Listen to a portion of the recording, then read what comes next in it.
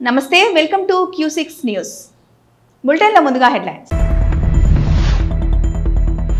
అనగారిన వర్గాల సంక్షేమం కోసం అలుపెరగని కృషి చేసిన సంఘ సంస్కర్త భారత మాజీ ఉప ప్రధాని బాబు జగజీవన్ రామ్ గారి జయంతికి ముఖ్యమంత్రి చంద్రబాబు ఘన నివాళి. 10 ఏళ్ల బీఆర్ఎస్ హయాంలో లక్షల ఎకరాల అటవీ భూమి కేటీఆర్ పర్యావరణ పరిరక్షణ అనడం విడ్డూరం. ఎంపీ చామల కిరణ్ కుమార్ రెడ్డి ఎద్దేవా. తిరుపతి పళని మధ్య ఆర్టీసీ సర్వీస్ ప్రారంభించిన ఆంధ్రప్రదేశ్ ఉప ముఖ్యమంత్రి పవన్ కళ్యాణ్. భద్రాద్రి సీతమ్మకు 7 గజాల బంగారు పట్టుకోక సిరిసిల్ల చేనేత కార్మికుడు హరిప్రసాద్ కళా నైపుణ్యం. హైదరాబాద్ బసవతారకంలో కొత్తగా క్యాన్సర్ రీసెర్చ్ సెంటర్ ప్రారంభం. బసవతారకం ఆసుపత్రికి 10 కోట్ల విరాళాన్ని అందించిన ఎన్ఆర్ఐ దంపతులు. పవన్ వర్సెస్ వర్మ పిఠాపురంలో మరోసారి ఉద్రిక్తత. ఎమ్మెల్సీ నాగబాబు నిరసన సెగ. సమాజంలో అణగారిన వర్గాల సంక్షేమం కోసం అలుపెరగని కృషి చేసిన సంఘ సంస్కర్త స్వాతంత్ర సమర యోధులు భారత మాజీ ఉప ప్రధాని బాబు జగజీవన్ రామ్ గారి జయంతి సందర్భంగా ఆ మహనీయునికి ఘన నివాళులు అర్పించారు ఆంధ్రప్రదేశ్ ముఖ్యమంత్రి నారా చంద్రబాబు నాయుడు.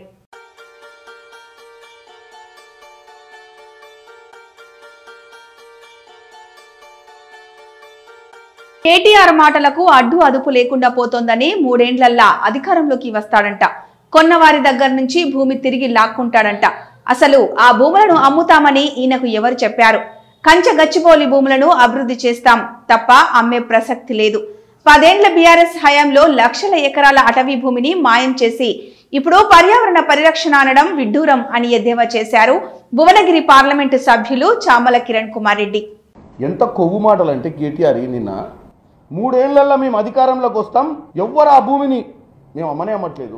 ఆయన ఇచ్చే స్టేట్మెంట్, ఎవరన్నా ఆ భూమి దిక్కు చూసినా ఆ భూమిలో గజం కొన్నా బిక్కుంటాడట వచ్చి. మరి నేను చెప్పిన భూములన్నీ దారదత్తం చేసిరు కదా మీరు. మరి వీళ్ళందరినీ ఒకప్పుడు మేము కూడా కాంగ్రెస్ పార్టీ వాళ్ళము ప్రతిపక్షంలో ఉన్నప్పుడు అట్లాంటి పిచ్చి మాటలు మాట్లాడితే తెలంగాణ భవిష్యత్తు ఏమయ్యేది? నేను ఈ 177 ఎకరాలు కేవలం హైదరాబాద్ నగరంలో గురించి చెప్తున్నాను. నేను ఇవాళ హైదరాబాద్ నగరం కాక ఈ దొరలు చేసినటువంటి పరిస్థితి, నేను ఓన్లీ హైదరాబాద్ నగరం కాక బయటికి పోయి చూస్తే దగ్గర 2014 నుంచి 2023 వరకు 4,28,437 ఎకరాల అటవీ భూమి మాయమైంది. దాదాపు 13 జిల్లాలలో. వీళ్ళ హయాంలో కాళేశ్వరం ప్రాజెక్టు కోసం 7,829 ఎకరాల అటవీ భూమిని తీసుకున్నారు. ప్రాజెక్టే ఖతమైపోయింది. దీంట్లో వీళ్ళు అటవీ భూమి తీసుకొని చెట్టు నరికి అందులో ఉన్నటువంటి ఒరిజినల్ అటవీ భూములు, హైదరాబాద్ నడిబొడ్లో అడవి ఉందంటే కామెంట్ చేసే వాళ్ళను నేను ఒకటే అంటున్నా, వాళ్ళు ప్రాపర్గా చదువుకున్న వాళ్ళ, లేకపోతే ఎవరో పెట్టిన ఈ బొమ్మల్ని చూసి నిజంగానే హైదరాబాద్ నడిబొడ్లో అడవి ఉందని ఏమైనా భ్రమల బతుకుతురో నాకు అర్థం కావట్లేదు. కేటీఆర్ గారి విషయానికి వస్తే కేటీఆర్ గారికి నాకు డౌట్ వస్తుంది. కేటీఆర్ గారు 100% ఆడ ఏనుగులు అన్నీ చూసే ఉంటాడు. ఒకసారి ఆయన ఉన్న హయాంలో గచ్చిబౌలి స్టేడియంలో రాత్రిపూట దావతులు పెట్టేటోళ్ళు వీళ్ళు, రేవు పార్టీలు. ఇక రేవు పార్టీ అంటే తెలుసు కదా, అది వేసుకున్నాక పులులు సింహాలే కనపడతాయి, ఏడబడతాడు రోడ్ల మీద. పొద్దున 9 దాకా దావతులు నడిచేటి. అటువంటివన్నీ ఆ గచ్చిబౌలి అడవి పక్కనే వేసిరు. ఇప్పుడు ఉన్న అడవి ఉందన్నారు ఆయన. సో ఆయన అందులో పార్టీ చేసుకున్నప్పుడు మరి ఆ పార్టీ అయిపోయిన తర్వాత ఆయన ఏమన్నా సిమ్ములు పుల్లాలు చూసి అక్కడ నిజంగానే ఉన్నాయని ఏమన్నా భ్రమలో బతుకుతుండేమో నాకు తెలియదు. తిరుపతి పళని మధ్య ఆర్టీసీ సర్వీస్ ప్రారంభించారు ఆంధ్రప్రదేశ్ ఉప ముఖ్యమంత్రి పవన్ కళ్యాణ్ మరియు రవాణా శాఖ మంత్రి మండిపల్లి రాంప్రసాద్ రెడ్డి.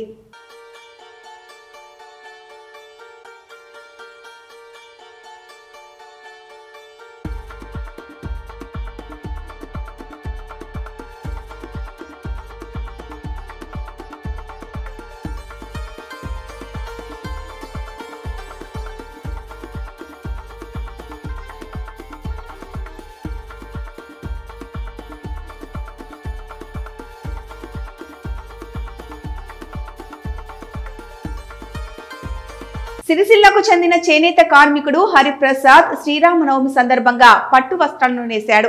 10 రోజుల పాటు శ్రమించి పట్టు చీరపై భద్రాద్రి ఆలయ మూల విరాట్ను వేశాడు. చీరపై శ్రీరామ రామ రామేతి శ్లోకాన్ని 51 సార్లు వచ్చేలా నేశాడు. 1 గ్రామ్ గోల్డ్ జరీ పట్టుతో నేసిన ఈ 7 గజాల చీర బరువు 800 గ్రాములు.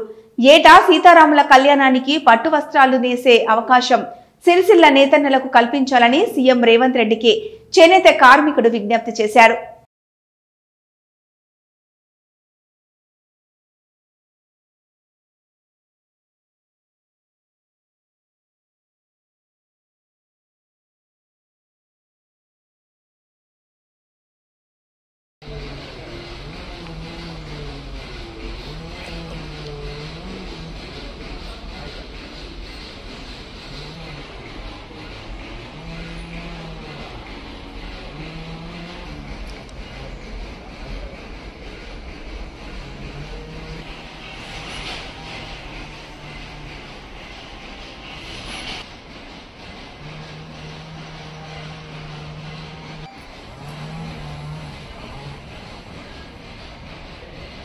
హైదరాబాద్లోని బసవతారకం ఇండో అమెరికన్ క్యాన్సర్ హాస్పిటల్లో కొత్తగా క్యాన్సర్ రీసెర్చ్ సెంటర్ ప్రారంభమైంది. ఈ కార్యక్రమాన్ని హాస్పిటల్ చైర్మన్ నందమూరి బాలకృష్ణ ప్రారంభించారు. ఈ రీసెర్చ్ సెంటర్ ఏర్పాటుకు ఎన్ఆర్ఐ దంపతులు సుద్నగుంట కళ్యాణి మరియు ప్రసాద్ 10 కోట్ల విరాళాన్ని అందించారు. ఈ సందర్భంగా బాలకృష్ణ మాట్లాడుతూ హాస్పిటల్ స్థాపన వెనుక ఉన్న ఆశయాలను, దాని ప్రస్తుత విజయాలను వివరించారు. బాలకృష్ణ మాట్లాడుతూ, మా నాన్న ఎన్టీఆర్ గారి ఆశయంతో ఈ హాస్పిటల్ స్థాపించబడింది. నటన ఎలా ఉంటుందో ప్రపంచానికి చూపించిన దైవం నా తండ్రి. కలల సాకారంగా ఈ హాస్పిటల్ రూపుదిద్దుకుంది. క్యాన్సర్ వ్యాధితో బాధపడే వారికి అత్యుత్తమ చికిత్సను అందించాలనే లక్ష్యంతో ఈ సంస్థ పనిచేస్తోందని అన్నారు. 2000 సంవత్సరంలో 110 బెడ్లతో ప్రారంభమైన ఈ హాస్పిటల్ నేడు 650 బెడ్ల సామర్థ్యంతో వరల్డ్ క్లాస్ క్యాన్సర్ హాస్పిటల్ గా ఎదిగిందని ఆయన గర్వంగా చెప్పారు. కొత్త ఏడాదిలో కొత్త రీసెర్చ్ సెంటర్ ను ఏర్పాటు చేసి క్యాన్సర్ పరిశోధనలను మరింత అభివృద్ధి చేయడం ఒక శుభారంభం అని బాలకృష్ణ తెలిపారు. దేశంలో క్యాన్సర్ కేసులు రోజుకు పెరుగుతున్న నేపథ్యంలో చికిత్సతో పాటు పరిశోధనలకు కూడా ప్రాధాన్యత ఇవ్వాల్సిన అవసరం ఉందని ఆయన ఒక ప్రకటనలో పేర్కొన్నారు. తమ ఎనలేని వైద్య విద్యా నైపుణ్యంతో ప్రాణదాతలుగా ప్రజల మన్ననలు పొందుతున్న ఈ వైద్య బృందానికి అందరికీ నా సవినయ నమస్కారం. అర్ధ శతాబ్దం నుంచి ఢిల్లీలో ఉన్న స్థిరపడిన ఈనాడు తెలుగు గడ్డపై నిలబడ్డ తెలుగు బిడ్డగా తొలి పలుకులో తెలుగులోనే మాట్లాడాలనుకుంటున్నాను. సభాధ్యక్షులు వారు అనుమతిస్తే తదుపరి ప్రసంగం ఆంగ్లంలోనే కానిస్తారు.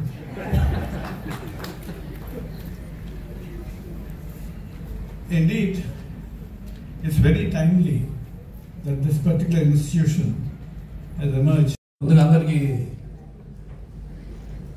తెలుగు నూతన సంవత్సర వసునామ సంవత్సర ఉగాది శుభాకాంక్షలు తెలియజేసుకుంటున్నాను. ఉగాదితో ఈ యొక్క కొత్త ఇక్కడ మన ఆసుపత్రులు కూడా ఈ యొక్క ఆసుపత్రి యొక్క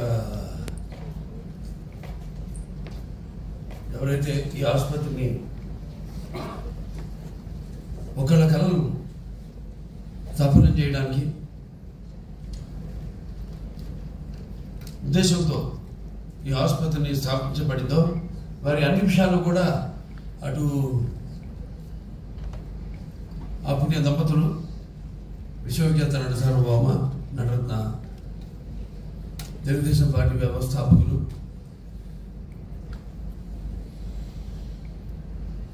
డాక్టర్ పద్మశ్రీ నందమూరి తారక రామారావు గారు, అలాగే మా తల్లిగారైన శ్రీమతి నందమూరి బసవరామ తారకం గారికి నటనలో ఆయన ప్రతిరూపంగా మీ అందరి గుండెల్లో నింపిన యుగ పురుషుడు, అలాగే విశ్వానికి విశ్వ నట రూపం ఎలా ఉంటుందో చూపించిన కారణ జన్ముడు నా తండ్రి గురువు దైవం ఆయన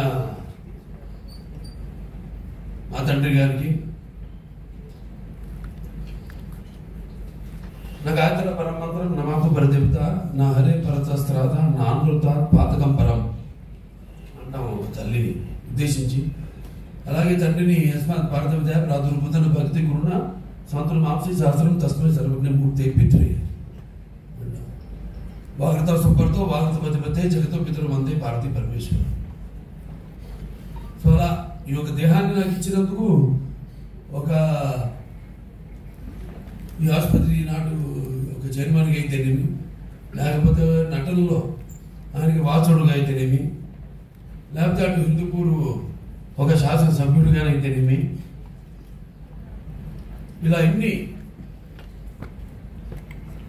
అవకాశాలు నాకు దక్కడం అనేది అది ఆ తల్లిదండ్రుల వాడి యొక్క బిడ్డగా పుట్టినందుకు నా పూర్వజులు సుకృతంగా భావిస్తూ మరి ఈనాడు ఈ వేదికను అందించిన వాటి ముఖ్య అతిథిగా అయిన శ్రీనాథ్ రెడ్డి గారు, public health foundation of India, professor, distinguished professor ఆయన. అలాగే మా research and development president G H Mohan Rao గారికి, అలాగే Basavataraka cancer hospital research institute, ఇటు ఆసుపత్రి, అటు రీసెర్చ్ INCRF మన research and development board member మా సహచరులు డాక్టర్ జయశ్రీ ప్రసాద్ గారికి, అలాగే కాకినాడ జిల్లా పిఠాపురంలో మరోసారి ఉద్రిక్తత పరిస్థితులు నెలకొన్నాయి. ఎమ్మెల్సీ నాగబాబు పర్యటనను టీడీపీ కార్యకర్తలు అడుగడుగునా అడ్డుకున్నారు. టీడీపీ జనసేన నేతలు బలాబలాలు ప్రదర్శించుకున్నారు. నాగబాబు కుమారాపురంలో పర్యటించిన సందర్భంలో జై వర్మ, జై టీడీపీ అంటూ టీడీపీ కార్యకర్తలు నినాదాలు చేశారు. జై జనసేన, జై కళ్యాణ్ బాబు అంటూ జనసేన కార్యకర్తల ప్రతి నినాదాలు చేశారు.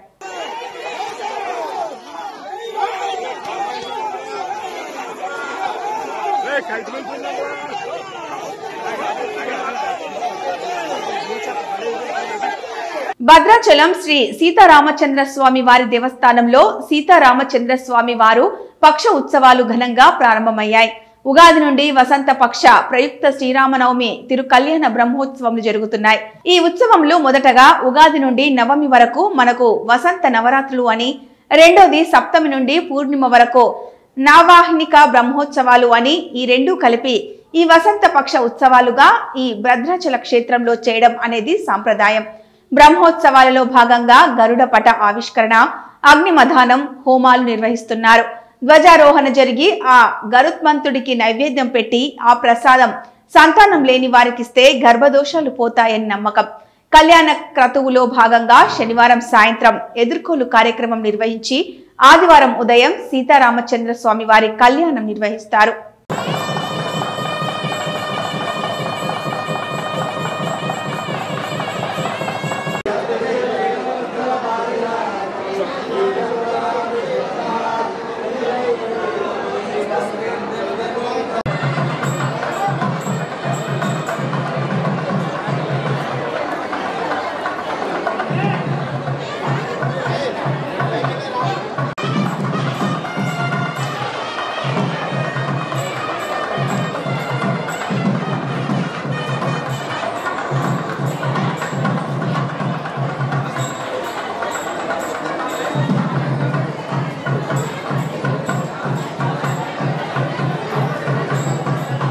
నెల్లూరు జిల్లాలో వైసీపీ ప్రభుత్వం చేపట్టిన ఇళ్ల నిర్మాణాల్లో 120 కోట్ల మేర అవినీతి జరిగినట్లు నిర్ధారణ అయ్యిందని గృహ నిర్మాణ శాఖ మంత్రి పార్థసారథి వెల్లడించారు. సర్వేపల్లి ఎమ్మెల్యే సోమిరెడ్డి చంద్రమోహన్ రెడ్డితో కలిసి వరికొండ ఎస్టీ కాలనీలోని ఇళ్ల నిర్మాణాలను ఆయన పరిశీలించారు. లబ్ధిదారులతో మాట్లాడి పూర్తి నాణ్యతతో పక్కా ఇల్లు నిర్మిస్తామని చెప్పారు. అక్రమాలపై విచారణ జరిపే చట్టపరమైన చర్యలు తీసుకుంటామని మంత్రి హెచ్చరించారు.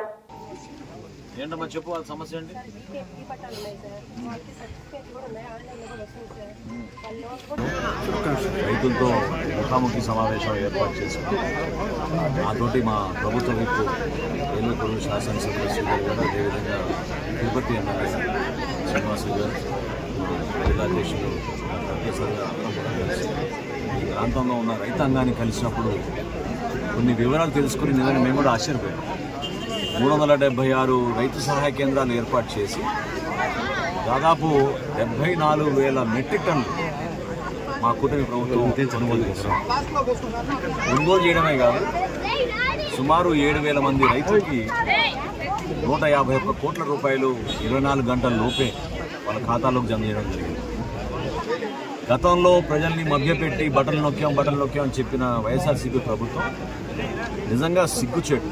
ఎందుకంటే లెక్కలు తీస్తే గత సంవత్సరం ఖరీఫ్ మాసంలో ఇక్కడే తిరుపతి జిల్లాలో కేవలం 6 రైతులకే వాళ్ళు సహాయం అందించారు, ధాన్యం కొనుగోలు చేశారు.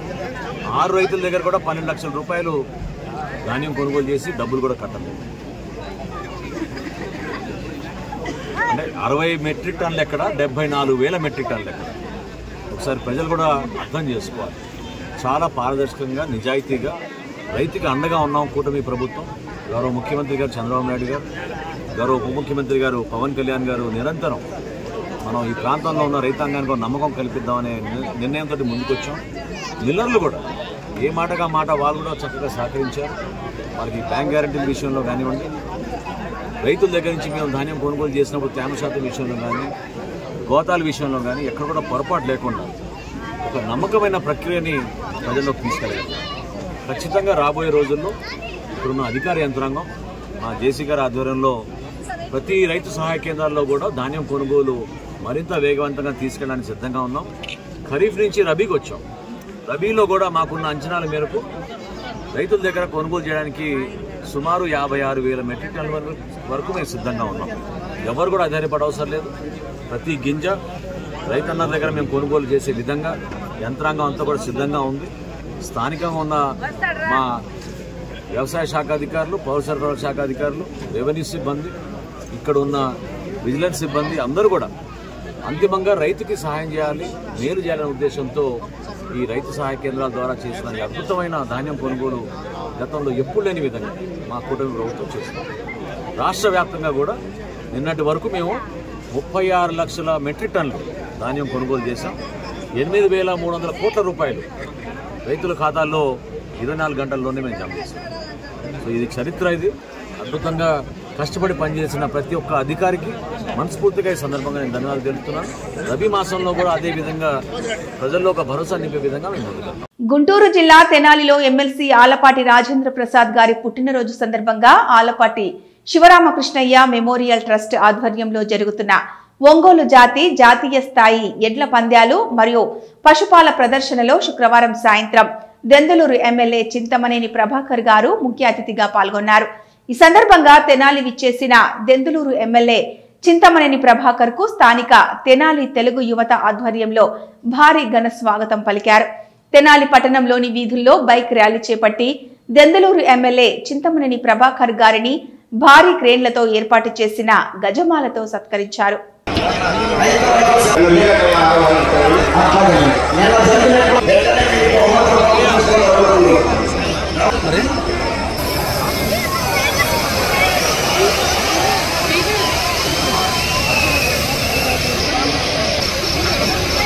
వాళ్ళని ఇబ్బంది పెడుతున్నారు.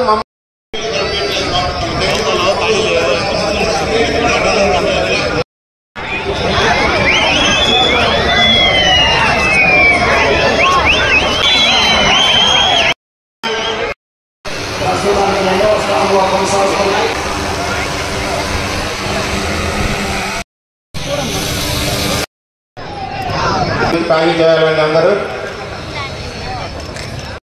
మాజీ పార్లమెంట్ సభ్యులుగా వారి సేవలు అందిస్తూ ఉన్నారు. ఇప్పుడు రాబో ఎడ్ల దత్తకి బహుమతిని అందజేయవలసిందిగా మన దెందులూరు శాసనసభ్యులు బాలకృష్ణ గారు